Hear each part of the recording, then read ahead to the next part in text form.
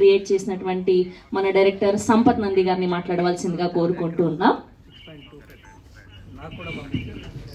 అందరికీ good afternoon. Media వారికి, మా కాస్ట్ అండ్ క్రూకి అందరికీ గుడ్ ఆఫ్టర్నూన్.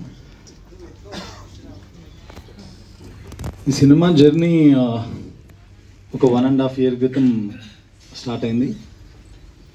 అప్పటి నుంచి ఈ రోజు వరకు,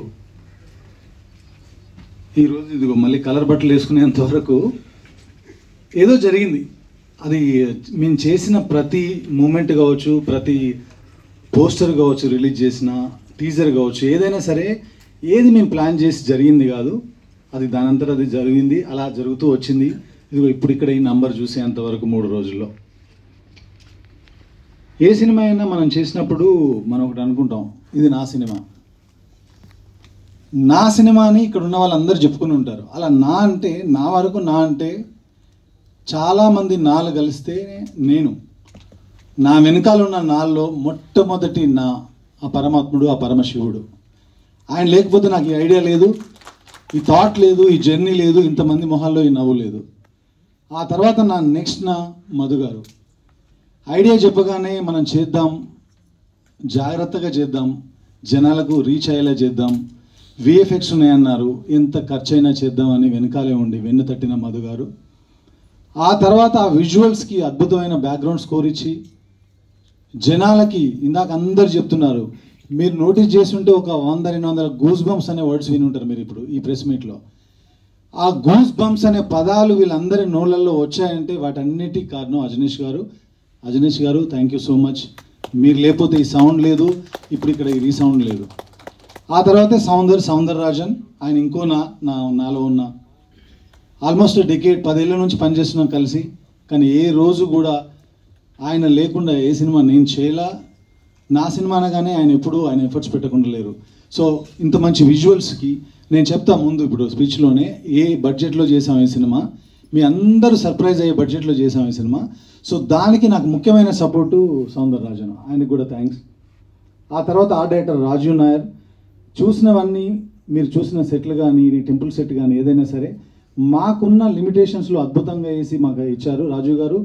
మీరు లేకపోతే ఈ సినిమా ఇంత అద్భుతంగా రాదు. అలాగే అవినాష్, ఎడిటర్ అవినాష్, గౌతమ్ రాజు గారి దగ్గర పరిచయం తను నాకు ఏంటో ఎప్పుడు అందరు కొత్త వాళ్ళతో పనిచేస్తూ ఉంటాను. గౌతమ్ రాజు గారి దగ్గర పనిచేస్తున్నప్పుడు ఒకరోజు వాన వాన అనే సాంగ్ ఉంది, రామ్ చరణ్ గారిది, తమన్నది. ఆ సాంగ్ కట్లో తన హెల్ప్ ఉంది. ఆ రోజు నాకు ఆయన మీద ఒక ఇంప్రెషన్. ఆ తర్వాత ఈ సినిమా చేయాలనుకున్నప్పుడు తను అంటే సినిమా చేయడానికి వచ్చినప్పుడు నేను ఒకటే అనుకున్నా, చాలా కష్టపడతాను. కానీ నిన్నటి వరకు కూడా ఆఫీస్ వదిలిపెట్టి వెళ్ళిపోలేదు. ఆఫీస్లోనే ఎడిటింగ్ రూమ్ ఉంటే గౌతమ్ రాజు గారు అంత గొప్ప భవిష్యత్తు నీకు ఉండాలని కోరుకుంటున్నాను Avinash. Thank you so much. తప్పకుండా నీకు మంచి భవిష్యత్తు ఉంది. చాలా హార్డ్ వర్క్ చేసావు ఈ సినిమా కోసం.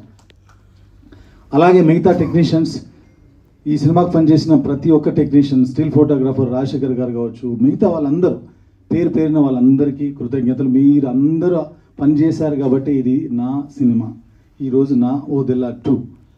ఆ తర్వాత యాక్టర్స్ దగ్గరికి వస్తే, ముఖ్యంగా ఓదెలా 2 అనుకోగానే ఈ క్యారెక్టర్కి ఎవరైతే బాగుంటారు అనుకున్నప్పుడు తమన్నా లోపలికి వచ్చింది.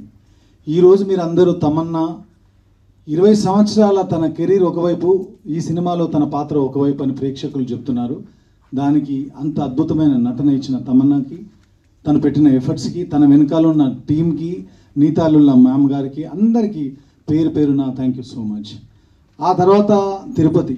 ఎప్పుడు నన్ను ఫ్యామిలీ అని అంటుంటారు వశిష్ఠ గారి విశ్వరూపం.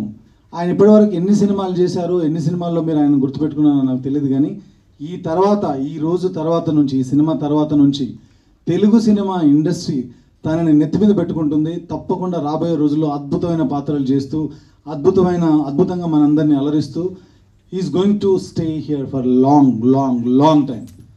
All the very best. ఆ తర్వాత సినిమాలో ఉన్న యాక్టర్స్ అందరూ, శ్రీకాంత్ అయ్యన్ గారు కావచ్చు, ఆయన నాగమహేష్ గారిలో మంచి వక్త ఉన్నారని ఈరోజు అర్థమైంది, నాగమహేష్ గారు. సో శ్రీధర్ గారు, అనిల్ గారు, ఇక్కడ ఉన్న యాక్టర్స్ మా వంశీ గారు, గగన్. ఆ ఫస్ట్ సీన్లో చాలామంది అన్నారు ఏ రెఫరెన్స్ ఉంది ఈ సీన్, కానీ నా సినిమాల్లో మీరు చూసుకోండి ఏ సీన్లకి ఏ రెఫరెన్స్లు ఎక్కువగా ఉండవు, కథకు కూడా ఉండవు. కథలు కూడా మీరు చూసి వెతికి పెట్టినా కూడా మీకు ఏ కథకి ఒరిజినల్ స్టోరీ ఏం దొరకదు. నేను సమాజంలో చూసే రాస్తుంటాను. అవి ఏ స్థాయికి వెళ్ళినా, పాన్ ఇండియా స్థాయికి వెళ్ళినా, లేదంటే లోకల్ స్థాయిలో ఆగిపోయిన నా కథలన్నీ నా దగ్గర నా లోపల పుట్టినవే. సమాధి శిక్ష కూడా నాలో నేను రీసెర్చ్ చేసి రాసిందే. సమాధి శిక్ష సీక్వెన్స్ అంత బాగా పండడానికి ముఖ్య కారణం గగన్. ఆయన కింద కూర్చొని ఏడుస్తుంటే టోటల్ సీన్లోని ఎమోషన్ అంతా కూడా ఎమోట్ అయ్యి ఆడిటోరియంకి పాకింది. అంత బాగా పర్ఫామ్ చేసిన గగన్ గారికి thank you so much. So ఇంకా స్టేజ్ పైన ఉన్న శ్రీధర్ గారు, మిగతా యాక్టర్స్ అందరూ. ఇక్కడ ప్రభావతి గారికి నేను ఫ్యాన్. సిటీ మార్లో ఒక సీక్వెన్స్ చూసినప్పుడు అనుకున్నాను ఈవిడ లేకుండా సినిమాలు చేయకూడదు అని. అలాగే కంటిన్యూ అవుతుంది. ఎందుకంటే ఆవిడకి ఏం చెప్పక్కర్లేదు, చిన్న క్యారెక్టర్ చెప్పేస్తే ఇంకా ఆవిడే చేసేస్తారు. మనమే తగ్గించుకోవాలి ఇంకా ఆవిడ చేసిన పర్ఫార్మెన్స్ని. వద్దండి 2025లో ఉన్నాం, కొంచెం తగ్గుదామని. సో అంత బాగా చేసే ప్రభావతి గారికి ధన్యవాదాలు. సిరి, ప్రియా, మా డాలీ చిన్న పిల్లగా అమ్మని చాక్లెట్లు ఇస్తూ నేను రచ్చ సినిమాలో చేపించాను. అలాంటి అమ్మాయి ఈరోజు ఈ సినిమాలో అద్భుతమైన క్యారెక్టర్ చేసింది, తనకు కూడా థ్యాంక్స్. అలాగే పూజ, ఈరోజు నేను బర్త్డే అని విన్నాను. Happy birthday. ఆ క్యారెక్టర్ చేయడం అంత ఈజీ కాదు. కేవలం నా మీద నమ్మకంతో ఈ క్యారెక్టర్ చేశారు. ఎందుకంటే ఒక ఆడపిల్ల హీరోయిన్గా చేద్దామని ఇండస్ట్రీకి వచ్చి ఇలాంటి క్యారెక్టర్లో, అది ఒక రేప్ సీక్వెన్స్ ఇన్వాల్వ్ ఉన్న క్యారెక్టర్ చేయడం అంత చిన్న విషయం కాదు. కేవలం ట్రస్ట్తో చేసింది, అద్భుతంగా చేసింది. ఇందాక వంశీ గారు చెప్పినట్టు ఆయన కూడా కంఫర్ట్ ఇచ్చింది. Pooja long way to go. Naveen dress బాగుంది, కానీ ఇక నుంచి నటన కూడా బాగుంటుంది. కొంచెం ఇంప్రూవ్ చేసుకో. అవమానించడానికి కాదు, ఎంకరేజ్ చేయడానికి చెప్పాను. Okay, so all the best everyone. Vamshi గారు అందరి గురించి మాట్లాడాను అనుకుంటున్నాను. ఇక ముఖ్యంగా శంకర్ గారు, సినిమా పోస్టర్ రిలీజ్ అయిన దగ్గర నుంచి మా సినిమాని నమ్మి ఈ సినిమా మేము చేస్తామని ముందుకొచ్చి ఈరోజు ఇంత దూరం తీసుకొచ్చి అద్భుతంగా డిస్ట్రిబ్యూట్ చేసి వరల్డ్ వైడ్గా 600 పైచిలుకు థియేటర్లలో రిలీజ్ చేయడానికి కారణం, నార్త్ ఇండియాలోనే 150 థియేటర్లో 160 థియేటర్లో రిలీజ్ చేశారు. అంత నమ్మకంగా నమ్మిన శంకర్ గారికి మంచి జరుగుతుంది, భవిష్యత్తులో కూడా మంచి జరగబోతుంది. తప్పకుండా నేను చేయబోయే సినిమాల్లో ఆయనతో 100% కలిసి ట్రావెల్ చేస్తాను నేను. థ్యాంక్ యూ శంకర్ గారు, ఇంత మంచి డిస్ట్రిబ్యూషన్ చేసినందుకు thank you so much. Suresh గారు, మీరు లేకపోతే కూడా ఇది లేదు. చాలా వరకు ప్రమోషన్లో కానీ మాకు మంచి ఐడియాస్ ఇస్తూ, మేము కొంచెం వర్క్లో బిజీగా ఉన్నా కూడా సినిమాని ముందుకు తీసుకెళ్ళిన సురేష్ రెడ్డి కొవ్వూరు గారు కూడా థ్యాంక్ యూ సో మచ్. అలాగే నవీన్ గారు, అలాగే సాగరన్న, ఎక్కడున్నా సరే నా సినిమా అనగానే ఈ సినిమా అద్దరిపోద్ది అంతే అని గుడ్డిగా నమ్మే మీకు కూడా థ్యాంక్ యూ సో మచ్. వీటన్నిటి తర్వాత ఇప్పుడు ఇంకొక విషయం, బాలసుబ్రహ్మణ్యం గారు ఆయన ఎప్పుడు ఒక మాట అనేవాళ్ళండి. నాకేమో కొంచెం లో ప్రొఫైల్లో ఉంటాను, మీ అందరికీ తెలుసు. మనం ఎదిగామని మనమే చెప్పుకోవాలి, ఆ రోజులు పోయినాయి. మన గురించి పక్కోడు మాట్లాడే రోజులు పోయినాయి. మనం ఎదిగిన విషయం మనమే చెప్పుకోవాలి అనేవాళ్ళు. ఇప్పటివరకు ఎప్పుడు కూడా నేను ఏ స్టేజ్ మీద నేను చేసిన సినిమాల్లో నేను మాట్లాడిన మాటలు తీసుకోండి, ఎక్కడ ఏది గొప్పగా చెప్పుకోలేదు. కానీ ఈ పర్టికులర్గా ఈ సినిమా గురించి మాత్రం నేను చెప్పదలుచుకున్నాను. నాకు ఒక 4-5 ఏళ్ల క్రితం వరకు అసలు స్పిరిచువాలిటీ కానీ భక్తి కానీ పెద్దగా లేదు. కష్టపడిన దానికి ప్రతిఫలం వస్తుందని నమ్ముకుంటూ వెళ్ళేవాడిని. అలాంటిది ఈ సినిమా, నేను ఇంటర్వ్యూల్లో చెప్పాను, మీతో మాట్లాడిన ఇంటరాక్షన్స్తో చెప్పాను, ఇది నేను రాయలేదు, ఆ పరమాత్ముడే రాయించాడని. అది ఇప్పటికి కూడా చెప్తున్నాను. ఇది నేను రాసిన కథ కాదు, నాకు సాధ్యమయ్యే కథ కాదు.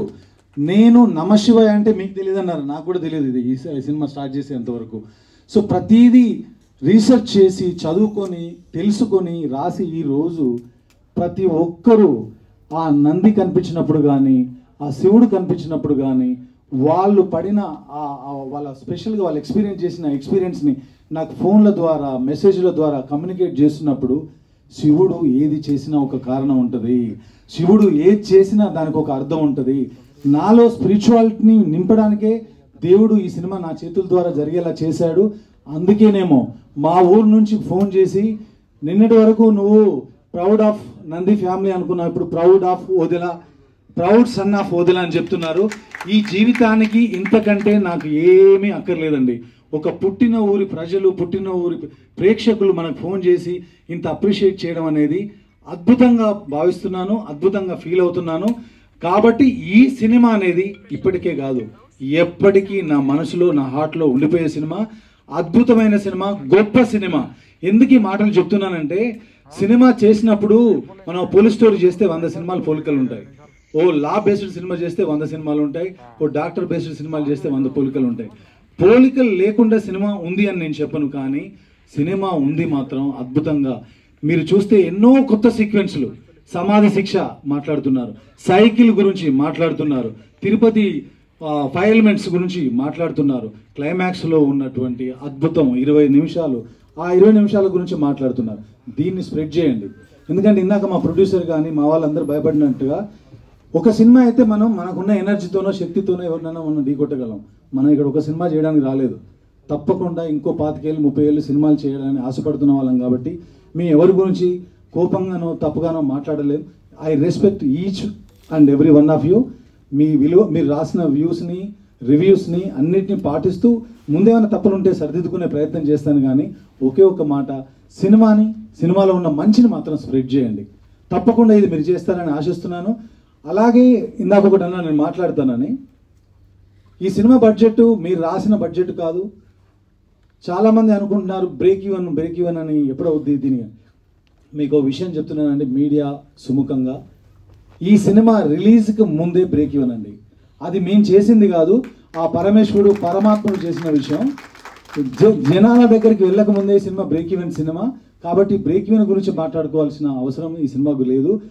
మాకు ప్రేక్షకుల రూపంలో ఇచ్చే ప్రతి రూపాయి, వచ్చే ప్రతి రూపాయి కూడా ఆ పరమాత్ముడు మాకు ఇస్తున్నటువంటి ప్రసాదమే, మా మధు గారికి ఇస్తున్నటువంటి ప్రసాదమే. కాబట్టి ఈ సినిమా ఆల్రెడీ సక్సెస్ఫుల్ బాటలో వెళ్తుంది. దానికి ముఖ్య కారణం మీరు చూసిన వాళ్ళు చాలామంది రాశారు, విజువల్స్ అద్భుతంగా ఉన్నాయి అంటే ఓదెల 2కి ముందు సీజీ, ఓదెల 2 తర్వాత సీజీ అని చెప్పొచ్చు. ఎందుకంటే వాళ్ళ ప్లేస్లో నిల్చొని మాట్లాడుతున్నాను. మేము అతి తక్కువ బడ్జెట్లో 200 మంది పనిచేశారు విఎఫ్ఎక్స్ పైన, కానీ బడ్జెట్ చాలా తక్కువ ఇచ్చినా కానీ కవిత మ్యామ్, అభి గారు, వాళ్ళ ప్రసాద్ ల్యాబ్స్ టీమ్ మా అందరికీ సపోర్ట్ చేసి మీరు చూసిన ఆ విజన్ని, ఆ విజువల్స్ని స్క్రీన్ పైన చూడగలిగారు. ఇంత బడ్జెట్లో ఇది సాధ్యం అయిందంటే కేవలం ప్రసాద్ ల్యాబ్ వల్ల.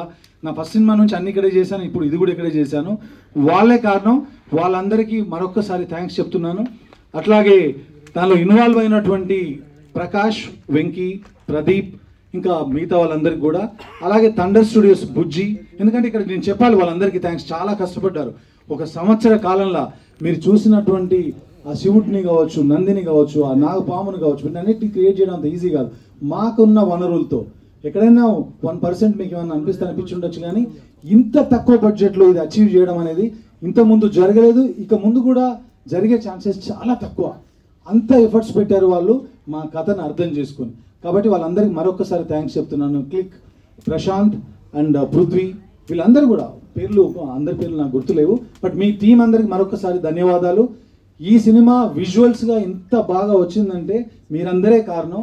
మాతో పాటు మీ అందరికి మరొకసారి థ్యాంక్స్ చెప్తూ, సినిమా చూడని వాళ్ళు థియేటర్కి వెళ్ళి తప్పకుండా ఈ సినిమా చూస్తారని, ఆ శివ దర్శనాన్ని మీరు దర్శించుకొని ధన్యులు అవుతారని భావిస్తూ thank you so much. Thank you Sampath గారు, థ్యాంక్ యూ.